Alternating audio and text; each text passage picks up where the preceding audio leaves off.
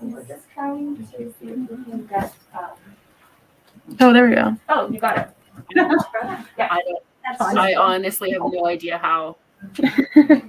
Got it. So you know the room allocated. There's no rhyme or reason to why this works. I think you asked for an hour and a half. Yeah. So it's kind of a matter for you how you want to break that up. Would you want to take the full break?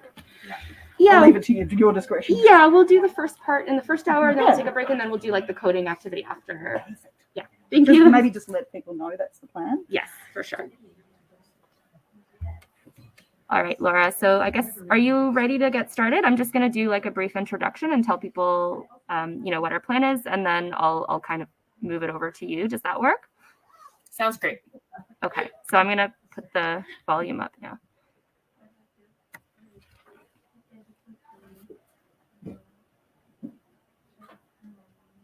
All right.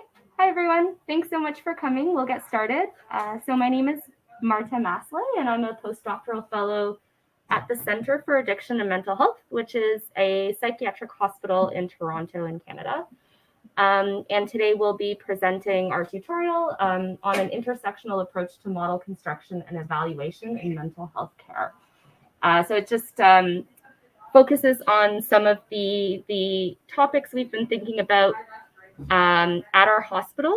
So we work at the Crumble Center for Neuroinformatics, which is a center that is dedicated towards using technology to improve mental health. And of course, this includes some considerations related to fairness and intersectionality. So just to let you know how we're planning to schedule things today. So we have an hour right now, and then we're going to break for lunch, and then we'll come back here for another hour. Hopefully everyone can find a seat. There's some extra seats up here.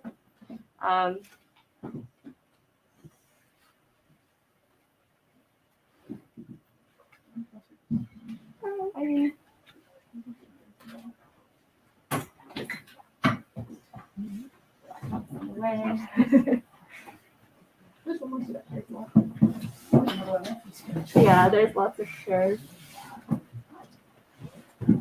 Are you okay to stand, Darla? Or there's like a seat right there. Yeah, perfect. All right. So just to let you know how I guess the scheduling will work. So the first hour will be here, and we're going to have one of our presenters, Dr. Laura Sikstrom, who is also at the Center for Addiction and Mental Health, join us virtually to present, to talk about intersectionality and give an overview of critical race theory as it relates to some of the work that we've been doing. And then we're going to, I guess, pause for an hour for lunch. And then we're going to return back here to this room after lunch for another hour. And in that second hour of the tutorial, we're going to be doing an applied activity based on a hypothetical case scenario from the psychiatric literature. So we'll get started with the first part here. So Laura, I'm just going to, hoping everyone can hear you. Do you want to just introduce yourself and get started? Sure. And Marta, I can't see you. So if you do need to jump in, if there's a question, feel free to let me know. Okay. Yeah. Great. So you know what? If I do my video, can you see me now, or does that not help? I can see you, and that helps because then I feel like I'm not talking to air. Okay. So maybe if anyone has a question at any point, Laura, I'm just gonna like do this, and then I'll like give it to you, and then that way like you can finish your thought or whatever but you'll know that someone's got a question. Does that work? That's perfect. Yeah, because we have lots of time, and so I'm happy to pause or take questions as needed. So thank you everybody for coming, and thank you Marta for the introduction. We also have Darla, Reslan, and Yifan, Wang here. I'm just going to try and switch slides. I haven't tried doing that yet. Here we go. You might see them in the audience as well, who can help field questions in the Q&A online, but also will help you answer any questions, especially when you get to the coding section. They'll be there to help troubleshoot any problems you might have. So just a brief introduction about myself is I am a medical anthropologist, and my background interest is in health equity, especially thinking about global health. And I came to intersectionality mostly because this is a concept that's being discussed in the computer science literature, to my surprise. And so thinking about ways that we can use this lens to do better modeling. And I have my colleague here, Marta, who is more versed in the math side of things. And so we make a good team for kind of trying to make sure we address like the theoretical underpinnings of our work, but also the technical side of things. So, hang on. Uh-oh, what did I do? Oh no, sorry. Okay, so our tutorial has 3 objectives. This first, we want to expand our understanding of who and what makes a population to better measure, identify, and interpret health inequities. I'm not sure if any of you were just at the keynote about intersectionality, but that is a question that Professor Dworkin asked, is like, how do you know this is a population that you need to look at fairness criteria for? How do you actually know if it's important or relevant? And that's a question we're going to talk a little bit about today. We're going to learn about the value of an intersectional approach to research. And of course, you're going to conduct an intersectional analysis of a data set coming from the psychiatric literature. Okay, hang on, sorry. My modem keeps changing screens on me. Okay. So one of the bigger questions that we ask ourselves is, what is a fair machine learning model? And something Marta and I have worked on over the last year is thinking about what is fairness, how do we define fairness, what makes a model fair.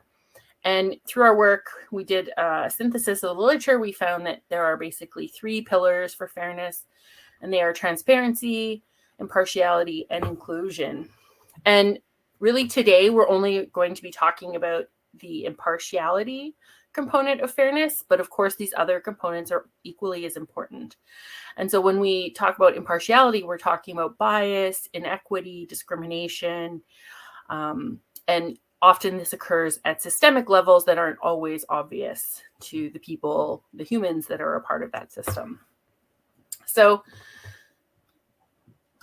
the key question we're asking ourselves today when thinking about intersectionality is, who and what is a population? What makes a group in particular? And how and when can populations be meaningfully compared? So what does it mean to compare men and women or Black and white people? How do we know that that's an appropriate comparison? How do we know that that's a group on its own, right? Who decides this? And so these are some questions that I hope when you are designing your models that you are always asking yourself, how do I know this is a group that's relevant? Are these groups of people present in this discussion? Are they included in this discussion about how they want to be measured and seen by an algorithm? So to get us thinking about this question, we have a little quick activity prepared. And I understand that you are sitting at tables. So perhaps the questions that I want everyone to sort of maybe take some time to ask in their group is just to reflect on this comment that every man is in certain respects like all other men, like some other men, and like no other men. So just looking at the group, the people maybe near you, next to you, across from you, I want you to think about something that your whole group has in common. Something some of your group has in common, and something that makes each one or each single member of your group unique. And Marta will just wave at me when it seems like the conversation is dying down. And Darla, you can maybe sort of help facilitate the conversation. And so maybe just wave when it's kind of over, and then we can kind of have a little conversation around what you discovered in your groups. Does that make sense? Are they ready to go, Marta? Yeah, so I think the easiest way we'll do this is, each of you there's about 3, maybe 4 people sitting at each table. So just kind of talk to each other and try to figure out these 3 things amongst yourselves. And I think Darla and I will kind of circulate And when it seems like the conversation is dying down, as Laura said, then we'll continue. But try to, the goal is just to get these three things. So something your whole group has in common, something some of you have in common, and something that makes each of you unique. Does that make sense? Any questions? Okay. All right. So you can get started and we'll.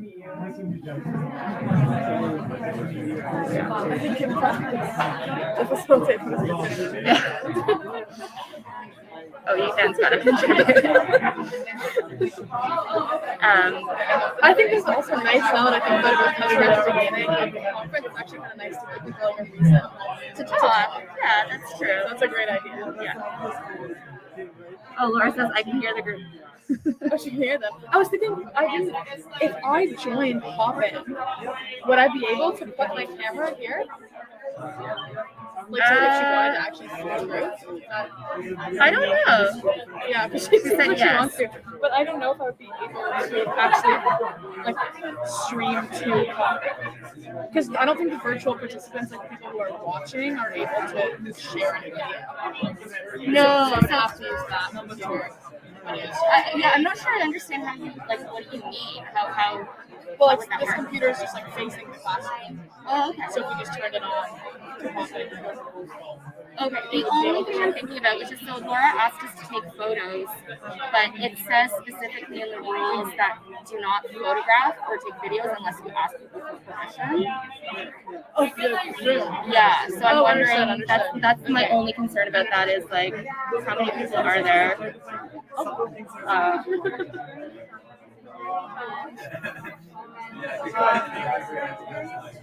take a photo that I draw into the camera and I'll go see what people talk to.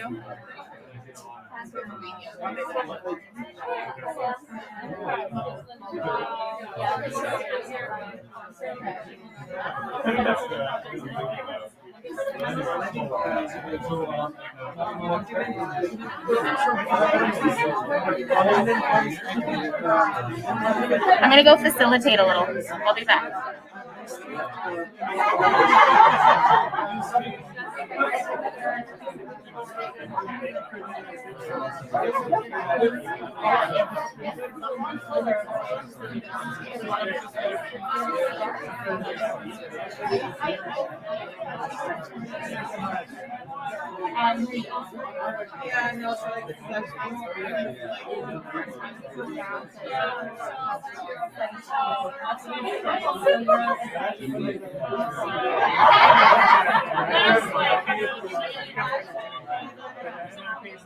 We're trying to compute this metric, which is so I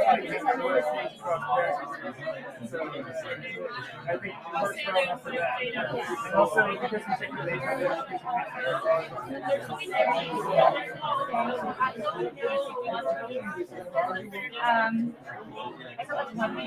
okay, so then you cover basics. I mean, I think at some ways it's more intuitive.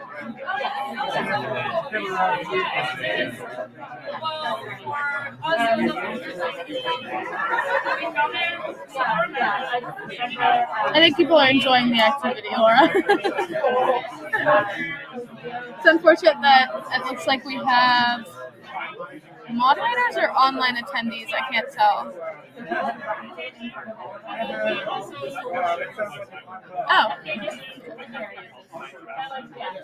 Oh, we do. I see. Okay. Well, maybe those of you that are participating virtually can think about it in terms of a group of people that you know, or if you're in a public place, try to imagine the people in a coffee shop that they might have in common with you.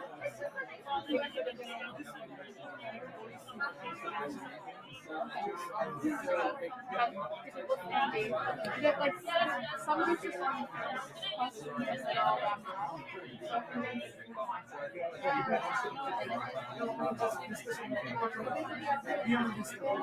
Laura, we're just going to bring everybody back in about a minute.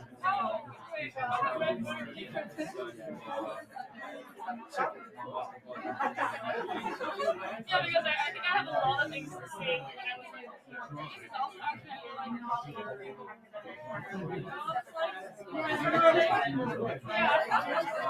Okay, we're just going to give everybody 10 seconds to wrap up, and then we're going to bring it back to Laura.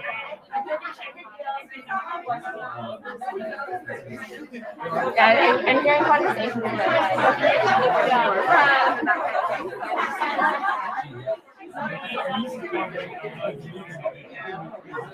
Okay, if everybody's ready, we're just going to bring your attention back to the front. So Laura, do you want to hear some of the answers? Should we pick on people? Okay. Yes. So, would anyone like to volunteer to tell us a little bit about what their group had in common versus what's different between you? We're going to start picking on people, so. I think this group in the back seems to be having a lively conversation. Maybe you can give us a little bit of... Just one thing that your group had in common. That's an easy one to start with, I think. Or we've got a volunteer. All from North America. Okay. All right. We're all interested in ethical AI. I hope that's true. That should be an obvious one. Well, just to add, perhaps the first starting point was that we are all interested to know a little bit about each other. And hopefully it goes well. Everyone's curious about others. That's a good trait for sure. Okay. How about something some of your group has in common? So not all, but maybe one or two of you. Two of us who are in glasses. Yeah, very good. I could see that is the case for a couple of other groups as well. Yeah. Any other? Okay, so we'll move on. How about something that makes each of you unique? There's got to be something unique about it. Thank you. The easy route, we have all different ages. Okay, yeah. Well, that was my question, right? Makes each of you unique within the context of this group, or generally makes us unique? So in a wider population. I think, Laura, did you hear that question? So in the context of your group. In the context of the group. I'm from Australia. Nobody else in New your Zealand group. originally. Does that make you unique in your group? Yes. Probably. Most likely. Anyone else want to volunteer a response before we move on? Yeah. All have different majors and different backgrounds. Majors like in Like school? studies, yeah. Oh, okay. All right. Interdisciplinary group. Well, I guess we also looked into some methodological aspects, like what would it make important to in terms of uniqueness or similarity. So each of us could identify many factors for how each of us is unique or how many things we have in common. The question is what matters now in this conversation. Right.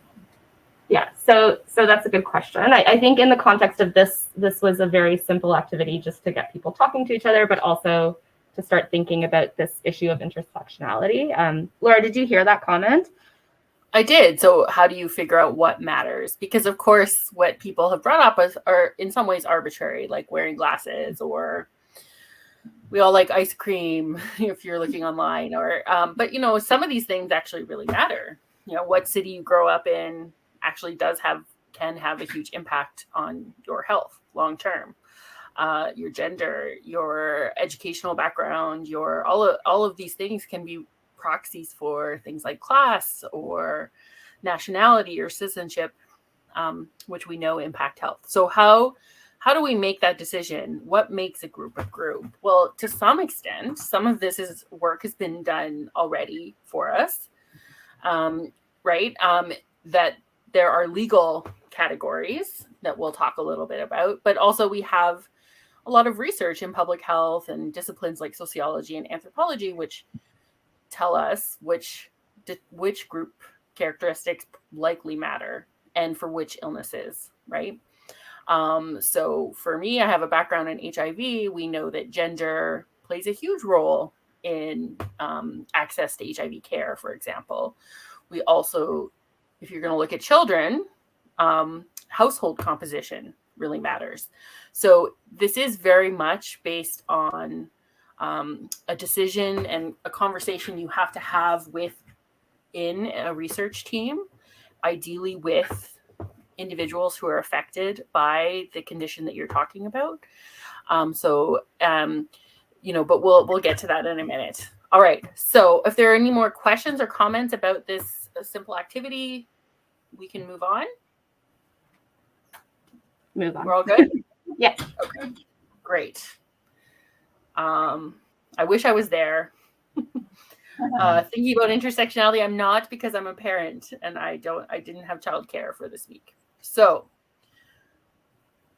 one of the things that happens in machine learning, and I want to be critical of this kind of approach, but I'm drawing on Nancy Krieger's work on who and what is a population. And she makes this proposition that in statistics, in math, there's a causal view that populations are statistical entities composed of component parts defined by innate or intrinsic attributes.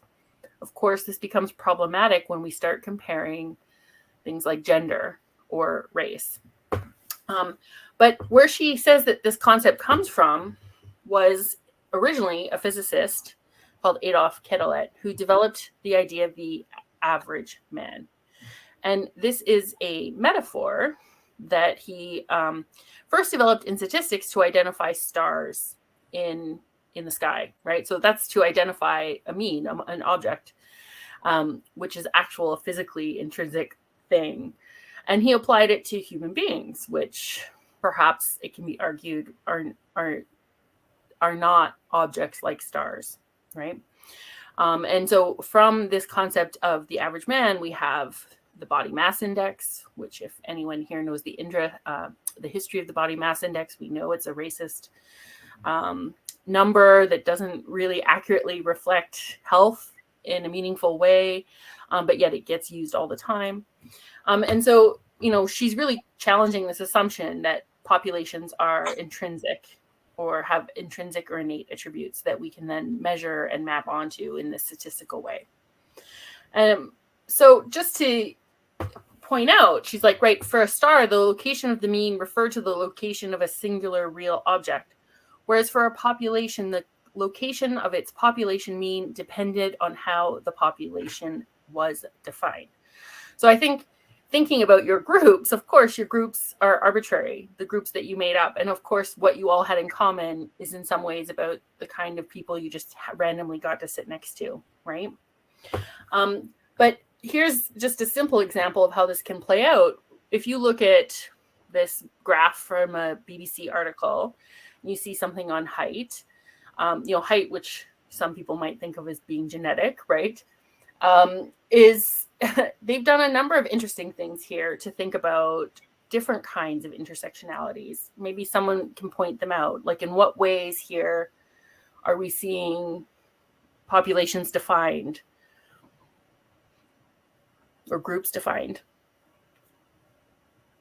Any thoughts? Any ideas here? I'm just trying to make this image bigger. Oh my God. Sorry, Laura. That's all right. What have I done? So what you should be seeing is 2 years compared, 1914 and 2014. And then countries, Netherlands, Iran, South Korea, and Guatemala.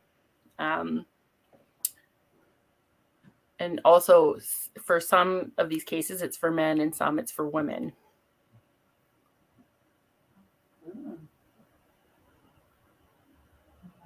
I mean, it could either mean different things depending on whether it means nationality or ethnicity. Mm-hmm. Yes. How is nationality and ethnicity or conflated, right? What are the meaning behind those terms? Yes.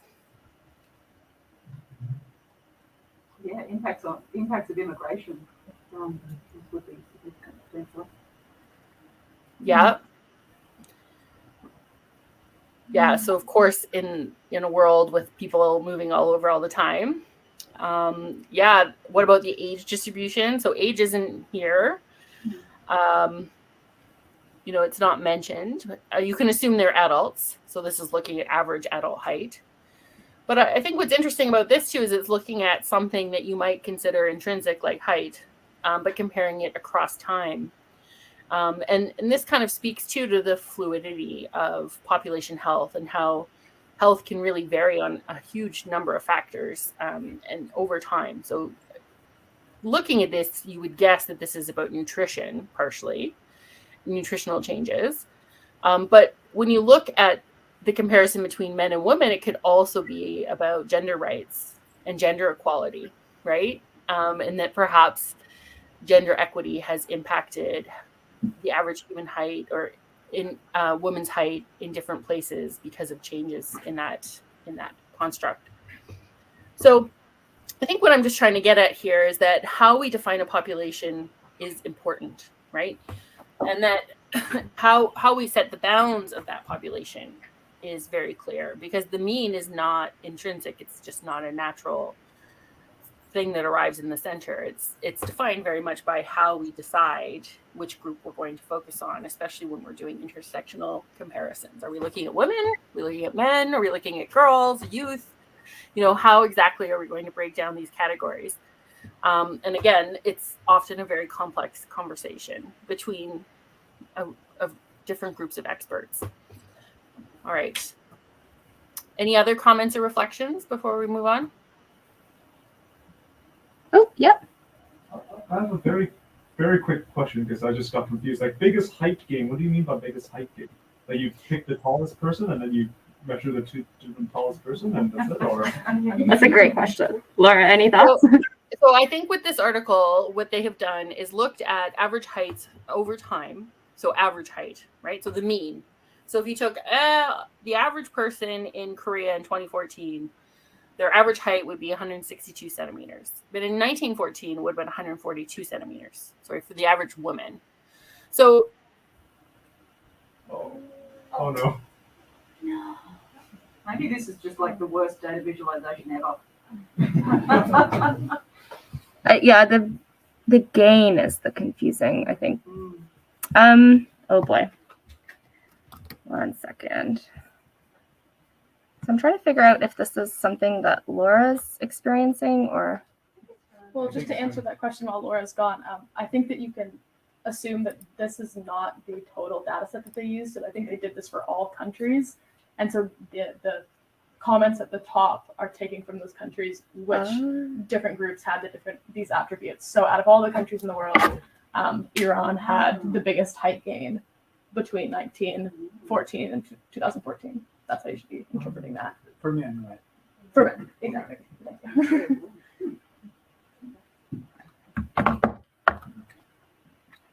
Sorry, y'all. We've lost her. Yeah, I think we might need a couple of minutes just to troubleshoot here. Hopefully it's just a, yeah. Yeah, I suspect so. Your picture is live just now. Yeah, yeah.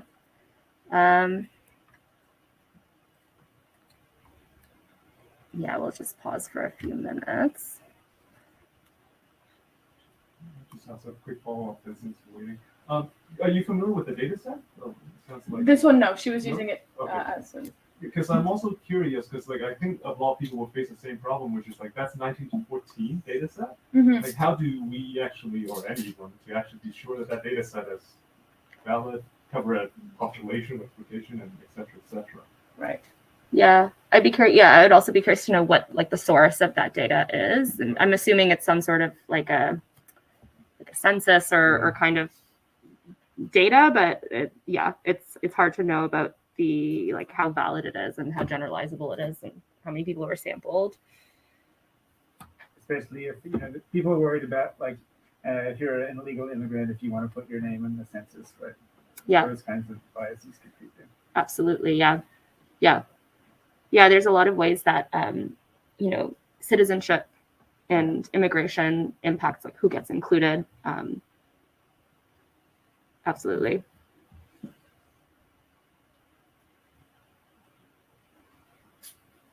Oh, she's just having trouble reconnecting to hop in.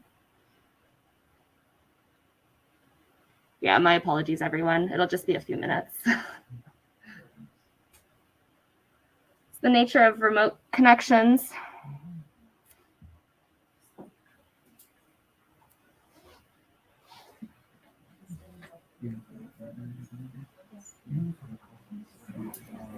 There's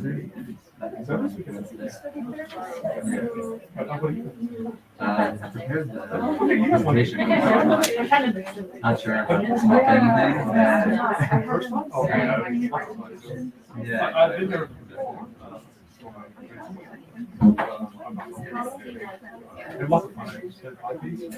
It's almost the same. If she can't reconnect after like, I don't know, 2-3 minutes or something, I wonder if it'd be possible to like switch the part 1 and 2, unless our part is like very contingent on Laura's. Sorry, switch. Oh, like do ours first? Do ours first, yeah, do the coding first and then do the theory after. Well, how deep have we gotten into it? 11:29. Like we're half an hour in. I feel like maybe it might be she's trying to reconnect. Let's give it a couple of minutes. Like if we can't get her back, I guess we don't really have her notes, so we can't present on her behalf. Although this would have been a perfect use for me. Where's that? I can't read this.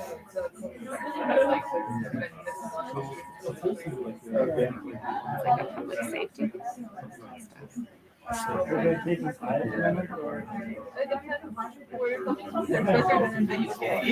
don't know if she has phone data, but sometimes using your phone data is more reliable if she hotspots herself.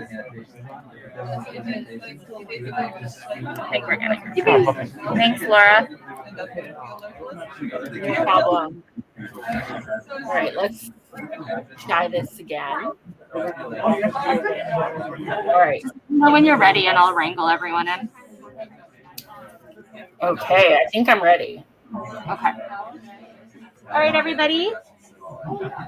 Thanks so much for your patience. We brought her back. So she's here among us again. Go ahead, Laura. Thank you. That's all right. It seems like Hopin is overwhelmed. So, okay. So the point of this is that humans are heterogeneous, right? And this is a challenge for computer scientists is managing heterogeneity. And the fact is that social relations, not just individual traits, shape population distributions of health. And so if you're thinking about health, height as an example, what kind of social relations impact height?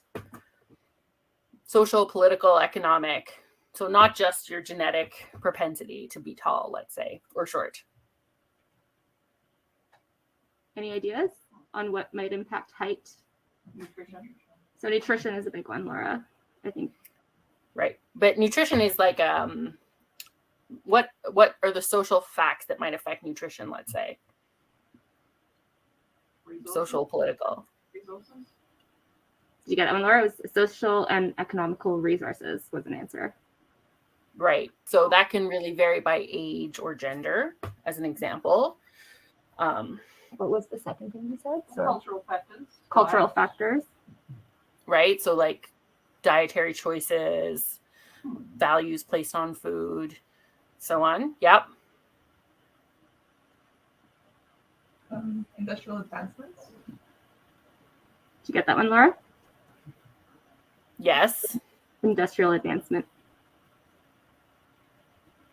So, right. So our political economies can impact our nutrition in unexpected ways, right? So, you know, in Canada, we have an obesity crisis, whereas in Malawi, where I spend most of my time, you have the opposite problem, mostly a protein shortage. So, you know, how our food economies and our global economy is structured can absolutely impact health. Okay, so the point is that height, like weight, like the diseases we get are shaped by a variety of factors. Sometimes this is related to social relationships, right?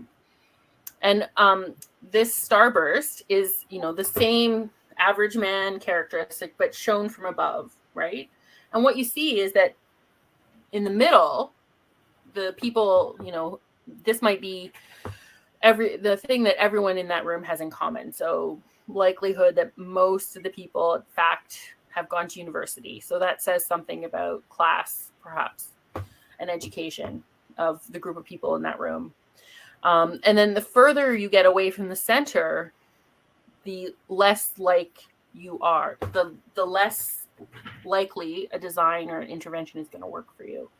But more importantly, the average distance between you and another person starts to get bigger because everybody becomes further and further apart. So sometimes when we think about intersectionality, it's like, oh, well, we can work with this intersectional group and that intersectional group, but actually people start becoming very unlike each other very quickly, right? So the ways that we have in common, let's say class, but then the ways we don't have in common, like our nationality, can have a huge impact on how an algorithm, for example, might work for us. So it's complicated, is the short story. Okay. All right. Oh, Laura, just a quick question someone had while you were away. Do you know what the source of the data is from 1914 offhand, like from that article, or not? I don't, but there's a link here in the slide. If you maybe Darla can copy it into, if you can see, News, Science, Environment, and you can take a look at it. Okay. Yeah. Maybe I'll put it up in the break. Yeah, we'll put it up in the booth, like the tutorial booth during the break, in case anyone wants to check it out. Thanks. That's great. Yeah. All right.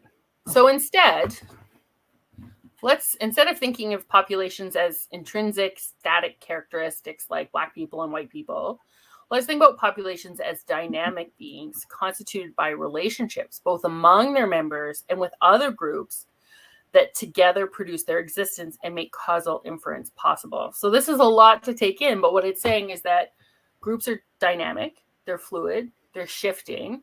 Those groups are defined in relation to other groups. And if you were at the intersectional talk earlier, the main point, I think the main takeaway about intersectionality is thinking about how power and oppression operate, that it's a lens for understanding power. And what this is trying to say, Nancy Krieger is trying to say, is that how populations are defined are in relation to each other, and those are defined within systems of oppression and power that we have to consider, right? And so there are some characteristics that we know matter. We know race, ethnicity, gender, class, language, religion, that these are what you might call the social determinants of health. And we understand and we know from public health research that these are important characteristics. And intersectionality is a lens in which we can understand how the power collides, right? Where it locks and intersects. And it also acknowledges that everyone has their own experience of discrimination and privilege. So really enjoyed when Eugene Kong said earlier in the tutorial, that the experience of oppression is qualitatively different for different groups of people, right? We can't always compare the experience of marginalization between groups because it can be very, very different. So sometimes, especially in the computer science literature, we see this language around protected groups, and we saw a little bit earlier. And just to bring up the example here, that the Canadian Human Rights Act, these are on the left are the groups that are protected by law in Canada. We know that this varies from country to country. As someone pointed out in the chat at the last session, for example, sexual identity is not always protected. In many countries it's not. But also it's important to note the things that aren't included, that often aren't counted as groups: class, language, citizenship, right? So being undocumented does not guarantee you any protected status. The difference between rural and urban, where you live, for example, even though we know that has a huge impact on your health. So in a way, this is again that these groups are normative. These groups are defined by people who have decided ahead of time what is important to them. And so these vary from place to place. They're not, and how they get made up and what it gets important changes. And I have the ones in the left highlighted, like race, sex, and gender identity, because these are the ones that appear most frequently in the literature. But things like family status and marital status are less likely. Another important thing here to add is that in healthcare, hospitals like the one we work at have a legal obligation to accommodate the categories on the left, but not on the right. So if you come to our hospital and you are visually impaired, then you have the right to get materials for you in Braille or to have someone support you through your care process. But if you come to the hospital and your first language is Mandarin and you don't speak English, you are not guaranteed that same kind of right. So these kinds of dynamics have direct impact on, of course, the quality of care and patients' health outcomes. So these factors really do matter, and who defines them and who defines which groups matter is important to think about. And I'm sure since we have people from all over the world in the room, you can reflect on your own human rights codes and which ones take precedence and which ones become important. And even thinking about in our own analyses or in the questions we ask, which ones do we, how driven or how much do our own personal interests and politics perhaps drive the kinds of research questions we ask. And in some ways, this is why it's important to have a diverse representation in science, because different types of people ask different kinds of questions. And then that only enriches and makes things better. So just to have a small case study here, because this is, I think, an excellent study. By a show of hands, I won't be able to see it, but who's familiar with this study by Obermeyer on dissecting racial bias in an algorithm used to manage the health of populations? There's a few people, Laura. Okay. A third of our group. But you don't even know how big our group is, so that's meaningless to you. No, I always feel like this is a study that's been around for a while, and in health and in the health sector at least, everyone's like, oh yes, right, Obermeyer. We can move on now. So I just wanted to get a sense of who has and hasn't read it. But if you haven't read it, you should read it because it's a very good study. And what they did was look at primary healthcare patients. So they had approximately 50,000 individuals who were being assessed by a risk assessment algorithm by a private insurance provider. And in this assessment, they what they would do is they would funnel patients who are considered high risk to provide them extra care. So basically it's like it flagged for their primary provider that, oh, maybe there's something wrong here. They need maybe extra surveillance or more blood work or whatever. And that would help them get better care. And what the Obermeyer study found was that actually there was a huge bias against Black patients in this study. And basically similar to the CAMH study, but in a different kind of way, is that Black clients were being falsely assessed as low risk when they were actually high risk. And so the question that they ask is, how did this happen, right? How did this model make such a terrible mistake? And one of the main reasons is that they used a proxy for disease severity. So their proxy for disease severity was total health expenditure. So they assumed that if someone spent lots of money on their health, then they had a lot of health problems. I'm sure anyone in that room could maybe provide an example of why that was a terrible idea. Does anybody have? Everyone's nodding, Laura. I feel like people get the point. Like, can someone just... Yeah, sometimes when I see these things, I'm like, who was sitting around the table when they made that decision? But the point is, and what is good about this study is that they both found the problem and redressed the problem with the insurance provider. So having a tangible impact on patients in the end, right? But one of the things that's really important about this study, and that they note as well, and which is why I like it, is that they did not look at gender. So they only looked at a binary classifier of Black or white. They didn't look at any intersectional features. So they didn't look at, Black women versus Black men. So they recognized that this was probably a significant limitation of their study, but they plan to follow up on it. But we can assume, of course, that this is probably really true. And the reason for that is, of course, these biases, they call them labeling biases, are pernicious because they're built with inequities built into them. So an example of using health expenditures would be, we know that parents, women in particular, mothers, spend a lot of, if they have money, they spend it on their kids, not their own health. So an interesting intersectional feature here would be looking at men and versus women who are parents. Perhaps that's actually the significant difference here. So what I'm trying to say is that even though it's a good study, it's very interesting, it captures this very powerful difference between Black and white people. It doesn't really tell us why that is there. They assume that it's about racism, which is probably the case in some ways, but there's probably more to the story. And so this makes it difficult for us to address the problem when found. So there's no real way to sort of fix it in a socially meaningful way. Okay. So, and of course, we know this study as well, right? The Gender Shades Project.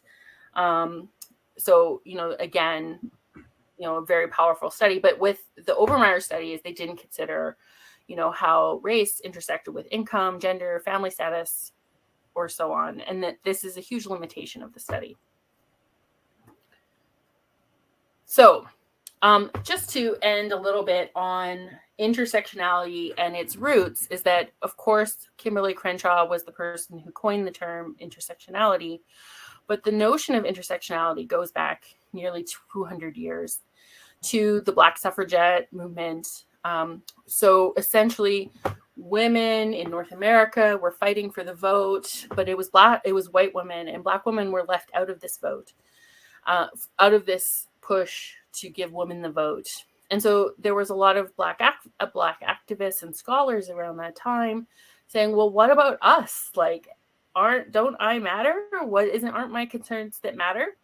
And I think this is a great quote from Sojourner Truth, who was a slave at the time, and she gave this speech where she says, "Look at my arm, I have plowed and planted and gathered into barns, and no man could heed me, and ain't I a woman? I could work as much and eat as much as a man when I could get it, and bear the lash as well, and ain't I a woman?" So she's asking, am I a woman? Like, I am a woman, but yet somehow all these characteristics that make me, all these social factors like slavery, have somehow disenfranchised me from this feminist movement that's going on. And so how this ties into critical race theory is that critical race theory is essentially an iterative methodology that draws on the collective wisdom of activists like Sojourner Truth and Anna Julia Cooper to study and transform the relationship between race, racism, and power.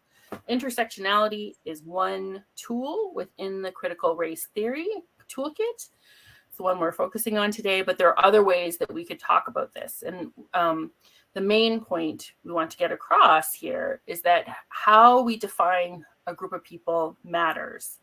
The power to define a group of people matters. And if we really want to move this conversation forward on intersectionality, is that the people who are being defined by others need to be at the table and define themselves. That's for starters. That's that inclusion pillar of fairness that I mentioned earlier. But also we need to really question our assumptions about who and what makes a group of people, who and what makes people have something in common. How does that make meaningful means? Is these a meaningful comparison? How do we interpret that comparison? As you saw from the height comparison, we couldn't interpret it because we didn't really have a frame of reference for how they defined each population, right? We didn't know their ages. We didn't know how that data was collected. We didn't know why nationality mattered and was considered relevant, for example. So these are all really critical points as we move forward. So I think that kind of concludes the sort of theoretical background that we're approaching this model evaluation. If I can take questions on the Q&A or in the chat. And we have a few minutes, I think, before you break for lunch. And then Marta, Yifan, and Darla will walk you through the coding and the data set. Yes. Thanks, Laura. I'm going to stop sharing, if that makes sense. Yeah, that does. So actually not, I don't know if there's anything in the chat. Not currently in Q&A. So if does anyone have any questions in the room or? Yes, go ahead.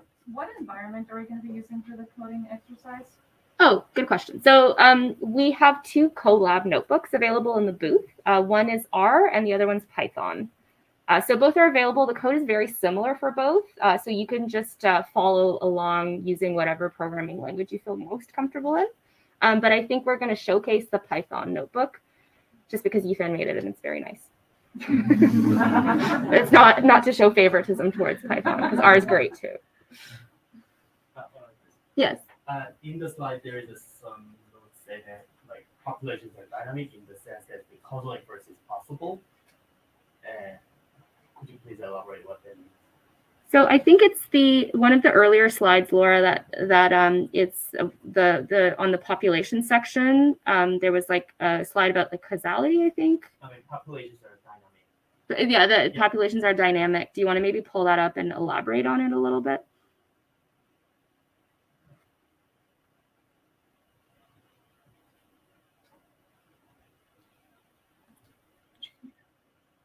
Oh, she's not talking yet. I think it's a slide. Oh. Yeah. Okay.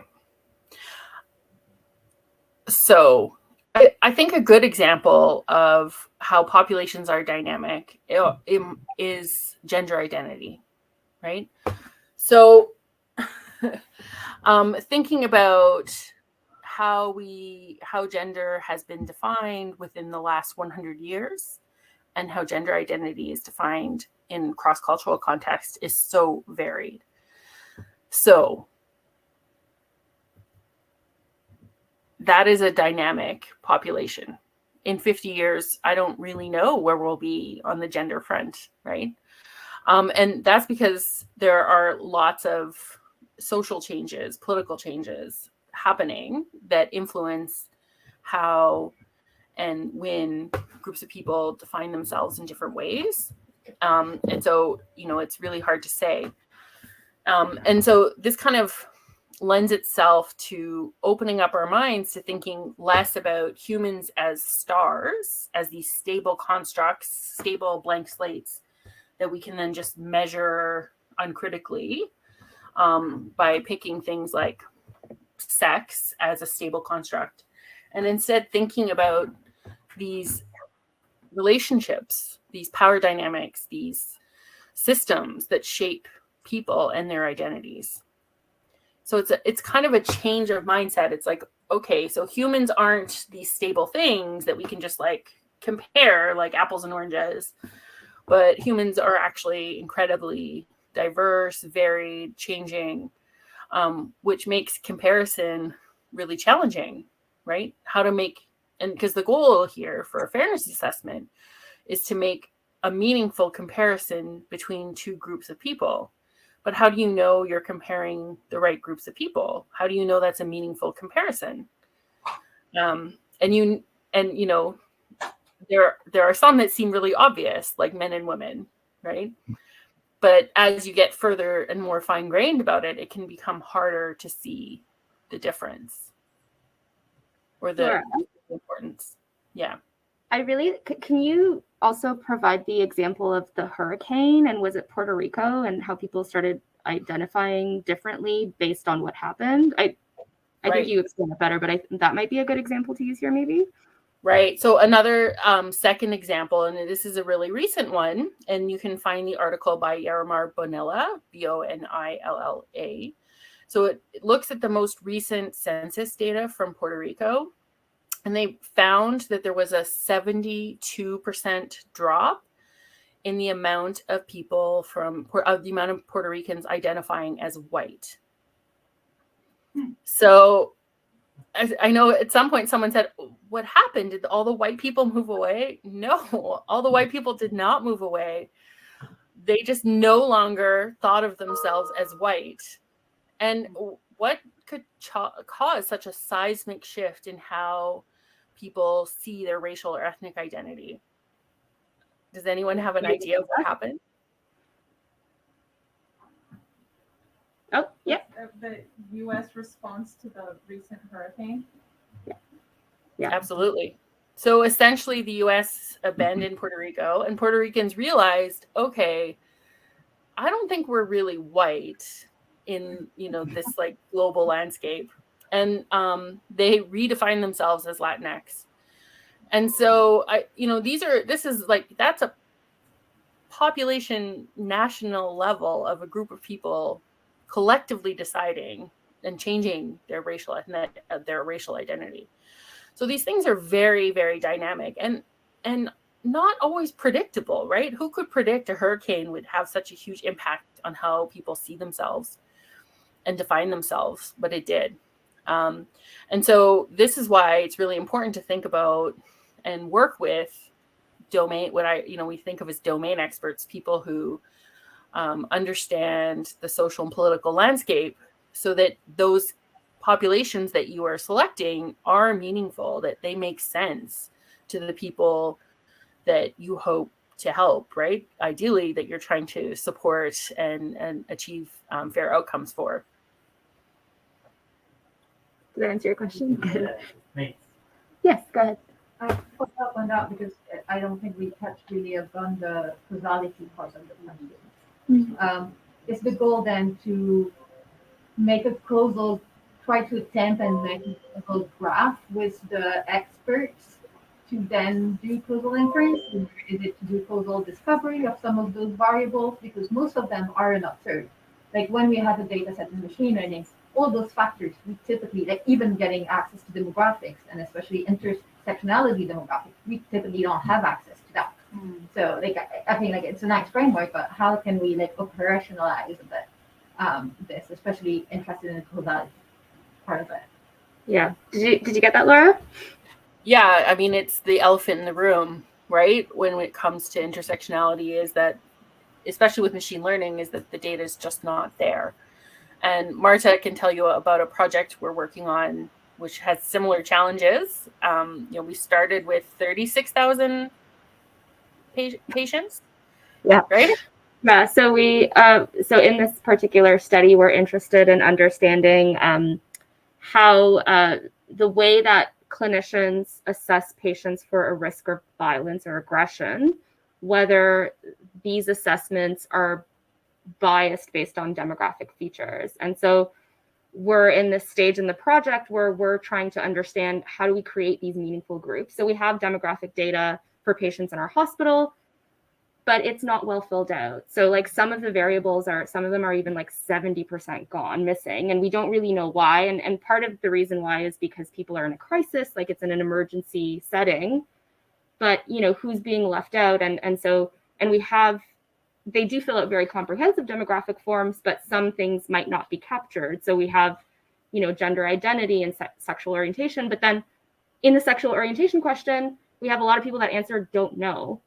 And we're like, does this, and that option is available for all the other demographic categories. So it's like, does this mean that they're still questioning?